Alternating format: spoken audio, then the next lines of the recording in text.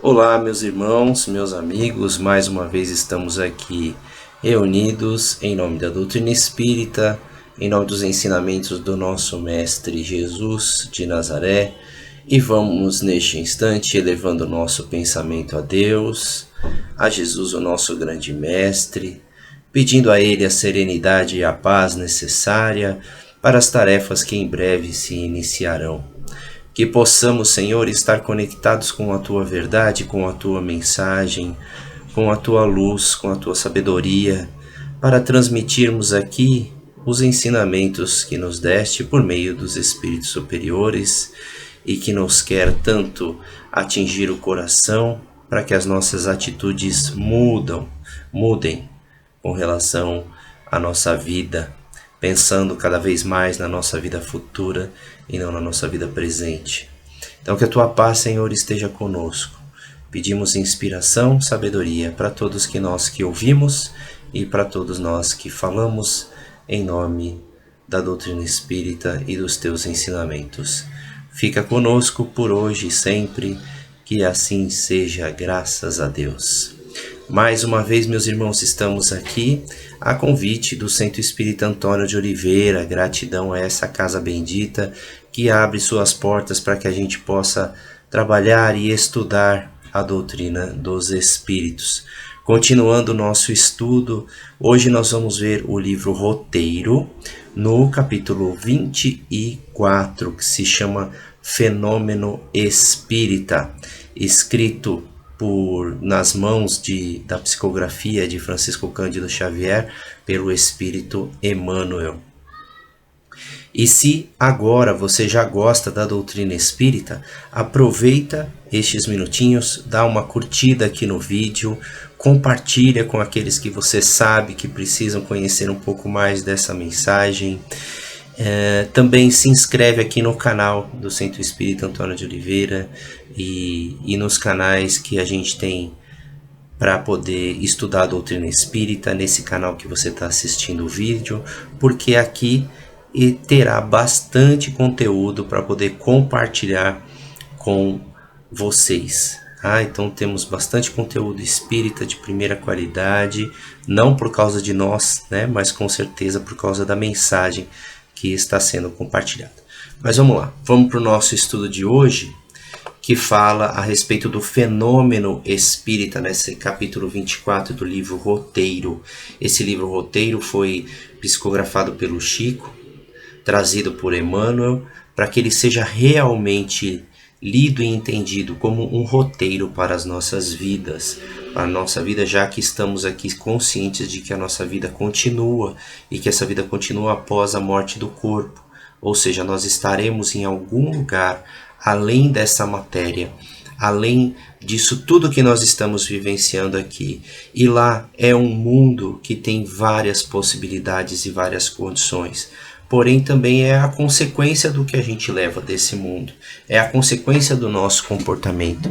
É a consequência de como nós agimos aqui entre nós, seres humanos, como nós tratamos a natureza, a nossa família, o nosso trabalho. Aliás, a quem nós somos de verdade, na nossa essência.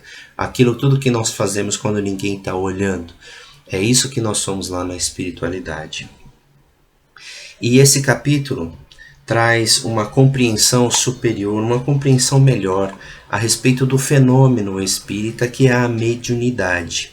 Então nós vamos ver desde ao longo dos tempos, todas as civilizações, desde as mais antigas até as mais recentes, tiveram contato com os espíritos por meio de intuições, inspirações, por meio da mediunidade, apesar de naquela época não existir a palavra mediunidade, que só foi transcrita para nós por meio de Kardec, que criou essa palavra de médium, mediunidade, que seria a capacidade de intermediação, o meio entre o mundo espiritual e o mundo material. Até então, A prática já existia da mediunidade. O que não existia era o nome mediunidade. Então se dava vários nomes para os espíritos ao longo dos tempos, das diversas crenças, nos diversos países em que os fatos aconteciam. Em cada um tinha uma denominação e nunca houve um estudo tão aprofundado a respeito dessa condição mediúnica como houve no século XIX com o estudo de Kardec sobre a mediunidade. Então nós vamos ter eventos desde o passado que são os espíritos interferindo nas nossas vidas, tanto para o bem quanto para o mal.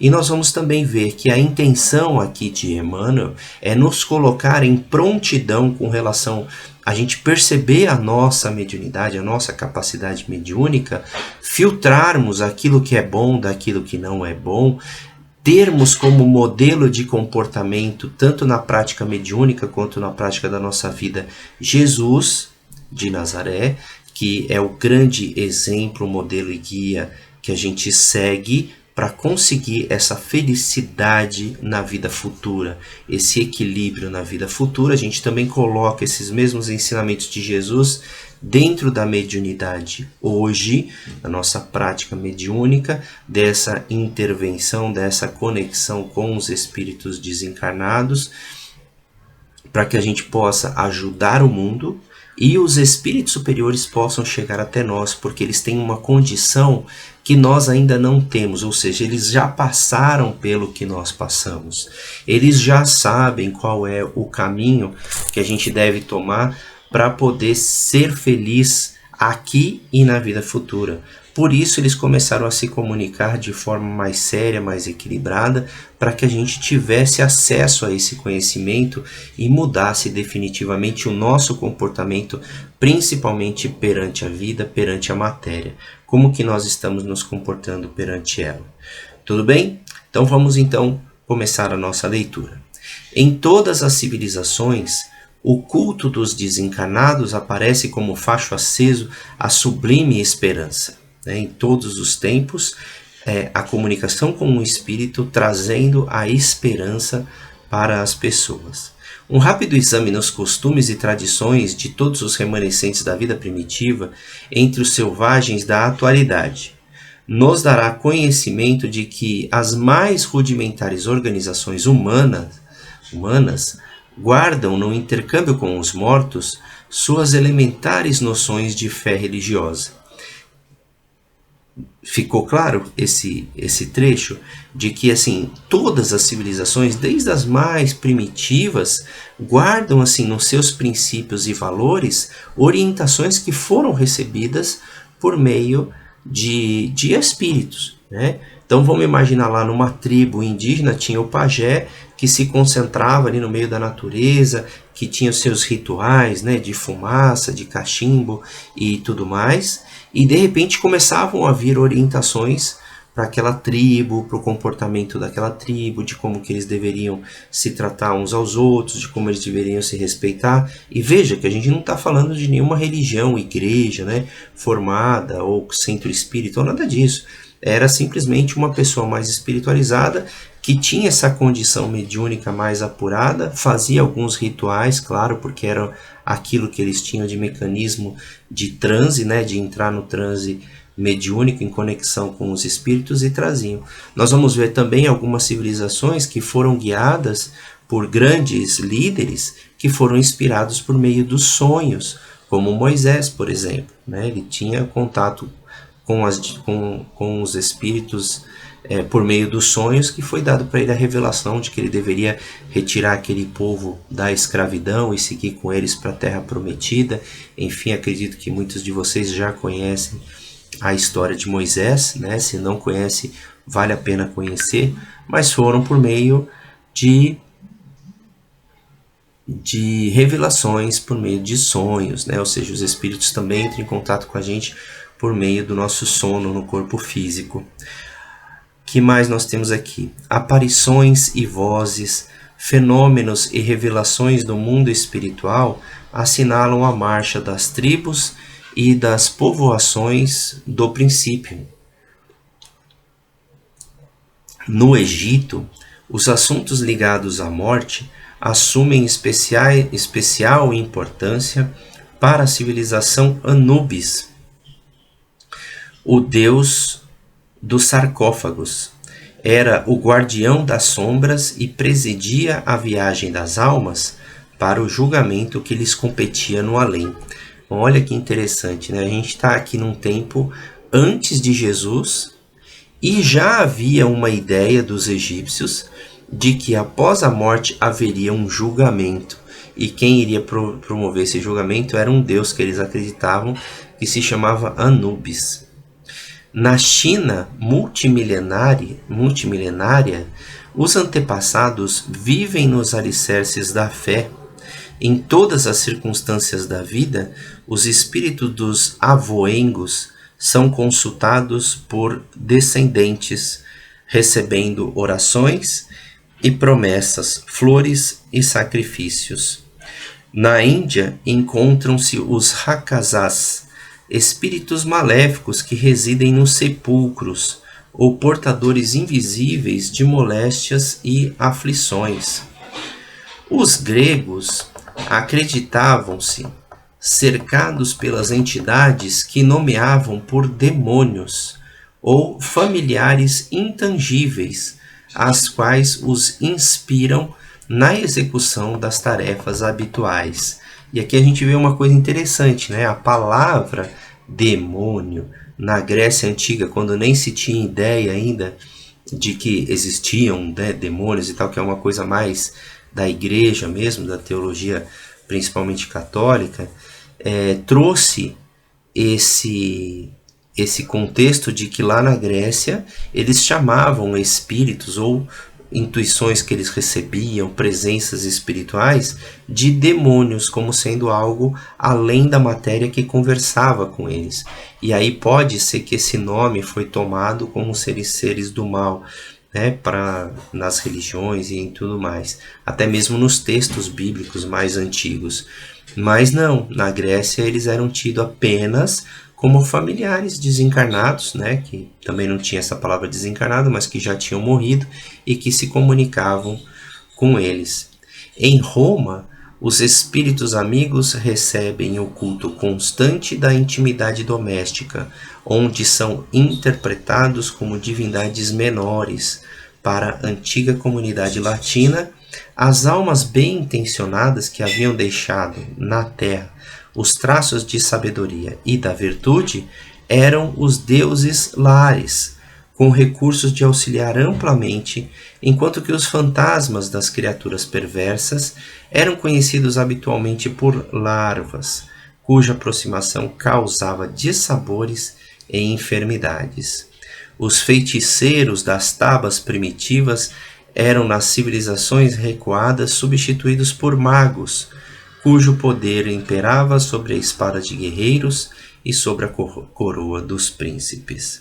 Então, todas as citações que Emmanuel trouxe de situações de contato com espiritualidade, mas ainda nessa condição primitiva, sem entender muito bem esse fenômeno, como que ele ocorria. O que mais que nós temos no texto de Emmanuel? Vamos lá. E ainda, em todos os acontecimentos religiosos que precederam a vinda do Cristo, a manifestação dos desencarnados ou fenômenos espíritas comparecem por vívido clarão da verdade, orientando os sucessos e guiando supremas realizações no esforço coletivo. Ou seja, desde sempre, as comunidades todas veem nesses fenômenos espíritas a situação da busca pelo conhecimento superior para que se pudesse guiar toda aquela população, né? E um dos maiores exemplos é Moisés, com certeza. Com a supervisão para nós, né, que somos aqui da civilização mais influenciada pelos evangelhos e pela Bíblia. Com a supervisão de Jesus, porém, a marcha da espiritualidade na Terra adquire novos característicos. Então é aquilo que logo no comecinho a gente já deu a introdução, de que toda essa capacidade mediúnica, dentro de um contexto sem estudo, né, de um contexto com ignorância do que acontece, dentro de um contexto saindo, né, da coisa séria, do estudo do que é e do entendimento do que seja esse contato com os espíritos superiores, como que ele se dá, se todos os espíritos são, a partir do momento que desencarnam, se eles são bons ou não, se eles começam a influenciar positivo ou negativamente a nossa vida. Quando Jesus chega, ele traz um clarão diferente a respeito desse tipo de comunicação, porque ele traz uma condição moral de espírito elevado. Ele traz como que a gente deve interpretar e entender as informações dos espíritos, para que a gente não se deixe enganar nessas situações em que os espíritos vêm nos orientar, saber se ele é um espírito elevado, se essa é uma orientação que vem de planos superiores da vida, ou se é apenas uma solicitação enganatória, né, que pode nos iludir. Ele é o disciplinador dos sentimentos, o grande consultor da humanidade legítima, Jesus de Nazaré, como diz Emmanuel aqui.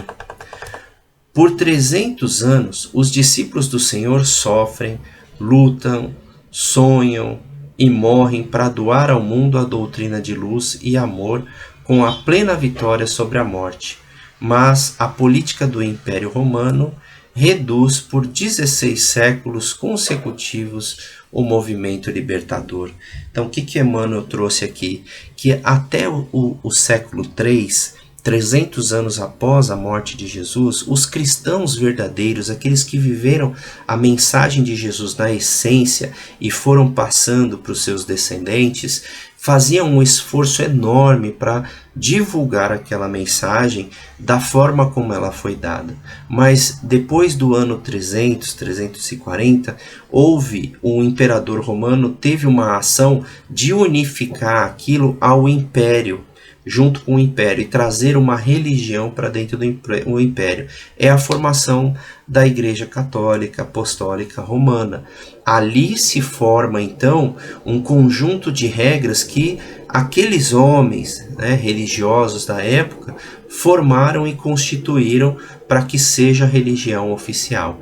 Mas até então, o cristianismo não tinha a pompa das igrejas, não tinha grandes anjos, não tinha grandes mensagens, grandes esculturas, não tinha nada disso, né? Os santos eram simplesmente pessoas simples que traziam a mensagem de Jesus, praticavam a cura, consolavam as pessoas sobre a questão da vida futura, que a vida futura é o que nos interessa, da nossa condição moral, do perdão, do amor ao próximo como a si mesmo. Eles trouxeram esses conhecimentos de Jesus, mas chegou ali e formatou numa composição, formando a primeira igreja, né? Oficial, vamos dizer assim. E aí ali colocaram regras, separaram livros, os livros que deveriam ser lidos, os que não deveriam ser lidos, como eles decidiram como que seria a espiritualidade do Império Romano, que acabou consequentemente influenciando grande parte do mundo por causa da influência que esse império tinha sobre todo o mundo naquela época. Mas por 16 séculos eles dominaram, porém, no século, então a gente estava no século III, mais 16, século XIX, é quando surge a revelação espírita. Ou seja, os séculos, agora voltando para o texto de Emmanuel, os séculos, contudo, na eternidade, são simples minutos. E em seguida, às sombras da grande noite, o evangelismo puro surge de novo. Cristianismo, doutrina do Cristo. Espiritismo, doutrina dos espíritos. Volta à influência do mestre sobre a imensa coletividade humana constituída por mentes de infinita gradação. Ou seja, nos mais diferentes níveis, agora a mensagem a partir do espiritismo começou a partir direto do Cristo para todos os seus mensageiros e para todos os médiuns que promovem essas mensagens. E Chico Xavier era um grande missionário do Cristo, que trouxe muitas mensagens de outros missionários, como Emmanuel, por exemplo, a respeito do conhecimento da vida futura e do comportamento moral. Então a gente agora consegue, a partir do século XIX, com a formação do Espiritismo, sair daquela condição de prisão, de dependência da igreja e daquela estrutura toda magnífica, né, muito bonita e grande, mas que nos acorrenta nos nossos pensamentos com relação à vida futura, trazendo uma noção talvez muito prejudicial e terrível com relação ao céu e ao inferno, e principalmente a ausência de perdão para as almas que erraram e que desencarnaram antes disso. Mas a mensagem do Cristo original a gente vai recobrando a partir de que ela, na sua simplicidade, volta para as casas, para as famílias, para as pessoas de forma simples como era na sua essência. Homens, voltando ao texto, né? Homens por homens, inteligências por inteligências, incorreríamos talvez no perigo de comprometermos o progresso do mundo, isolados em nossos pontos de vista e em nossas concepções deficitárias. Mas, regidos pela infinita sabedoria, rumaremos para a perfeição espiritual, a fim de que um dia, despojados em definitivo das escamas educativas da carne, possamos compreender a excelsa palavra celeste de advertência: vós sois deuses. Essa capacidade de evolução, de perfeição está dentro de nós. Que possamos então agora, absorvidos desse conhecimento, dessa luz, da verdade que o Cristo nos traz, mudarmos a nossa compreensão da vida de forma definitiva, tendo na base do nosso esforço e do nosso estudo a doutrina espírita, que é o nosso consolador prometido, que nos traz a esperança da vida futura e que nos incentiva ao desapego dessa matéria. Que possamos todos nós, meus irmãos, seguirmos em frente, firmes e fortes. E pedimos a luz de Jesus mais uma vez para encerrarmos esta palestra, esse estudo, com muito amor no coração e com muita gratidão por estes conhecimentos trazidos por Emmanuel. Que a tua luz, Senhor, se faça presente em nossa vida, nos inspire sempre. Que assim seja, graças a Deus. E se você gostou do vídeo, curte, compartilha, se inscreve no canal para que a gente possa ter mais e mais atuação e divulgação deste conhecimento. Muita paz a todos e até a próxima.